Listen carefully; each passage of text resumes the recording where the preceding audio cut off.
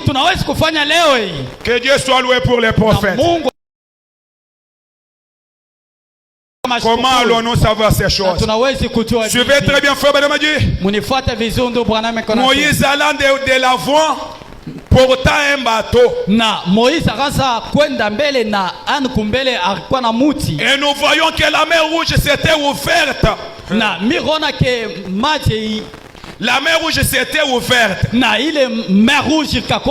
Car un vent puissant avait suivi ses faits. La lumière de Dieu. Lorsqu'un homme marche dans la lumière, est-ce que vous suivez? Lorsqu'un homme marche dans la lumière, alors les voix suivent cela. Jésus a dit et restez dans la ville de Jérusalem jusqu'à ce que vous soyez revêtis de la puissance d'en haut.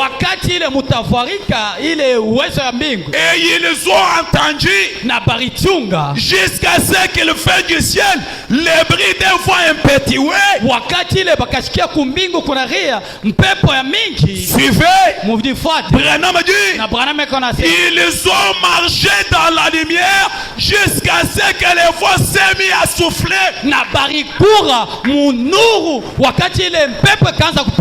Branham dit amen. Église, nous sommes ensemble.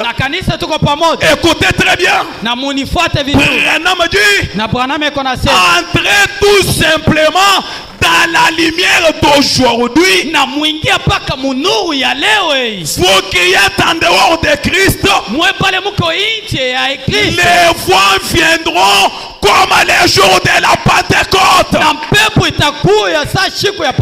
Alléluia. Alléluia. Entrez justement dans la lumière d'aujourd'hui. Et la puissance d'en haut viendra. C'est ça la condition.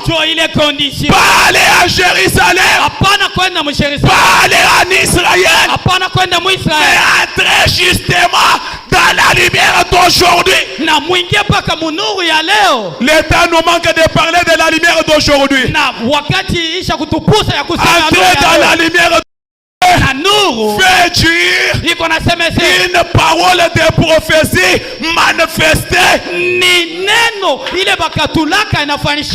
Alléluia. Amen. Il dit quand Jésus était venu, il était la lumière pour cette terre-là.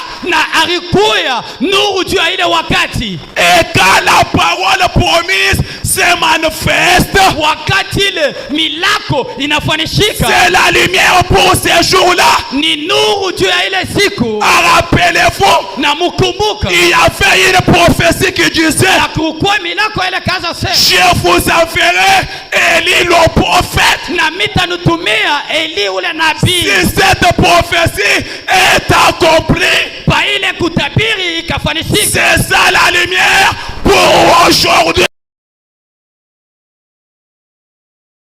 Cette lumière, c'est là où la puissance d'en haut viendra. Si tu ne crois pas Malachie 4, si tu ne crois pas Luc 17:30, tu n'auras pas le Saint-Esprit aujourd'hui. Parce que le Saint-Esprit, c'est dans la lumière d'aujourd'hui.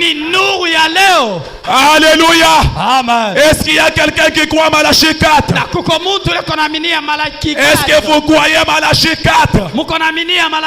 Et Branham dit, lorsque les gens croyaient prophète en son propre nom, ils trouveront des bénédictions bénéfiques de son ministère. na batapata baraka ya mzuri kwa ministère yake. Premièrement, Mara ya kwanza ils seront bénis. na batabarikiwa. Branham dit, Na Branham eko na la grande bénédiction aujourd'hui, c'est le baptême du Saint-Esprit. na baraka munene leo ni ubatizo wa Roho Mtakatifu. Que quelqu'un dise un amen. Na kuko mtu akisema Si mimi vous croyez Malachie 4, na kama unaamini le Saint-Esprit est possible pour vous. na Roho Mtakatifu uko Je dis même ce matin, na miko nasema si vous croyez Malachie 4, na kama uko naamini le Saint-Esprit est possible pour vous. na Roho Mtakatifu uko yako Quelqu'un peut l'avoir même ce matin, na mtu anaweza kuipata mema parce qu'il n'est pas loin de nous. kwa sababu ashina mbali.